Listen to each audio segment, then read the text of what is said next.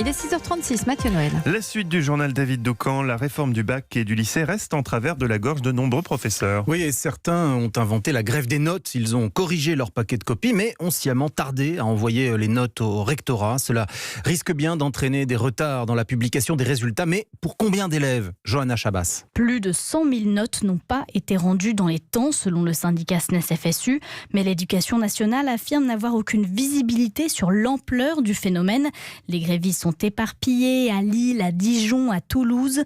À Nancy-Metz, 2000 notes n'ont pas été transmises.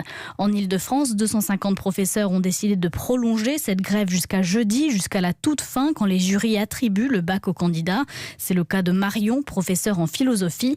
Elle a 128 copies. Si les jurys de délibération ne peuvent pas avoir lieu, on voit mal en effet comment est-ce qu'on pourrait donner leurs résultats aux élèves. C'est-à-dire qu'on ne va pas inventer des notes, alors même que les copies existent et qu'elles ont été corrigées. On ne voit pas comment ça pourrait avoir lieu, donc sans doute oui que les résultats vont être décalés. Pour le ministère, cette grève ne concerne qu'une infime partie d'élèves, donc il est hors de question de bloquer les résultats des autres candidats. Il l'assure, la quasi-totalité sera fixée vendredi matin, comme prévu. Et pour les professeurs, ils seront considérés en grève à partir du moment où ils ont reçu les copies et non pas juste les jours où ils ont gardé les notes. Pour certains, ça fait jusqu'à 2 semaines de salaire en moins. Johanna Chabas.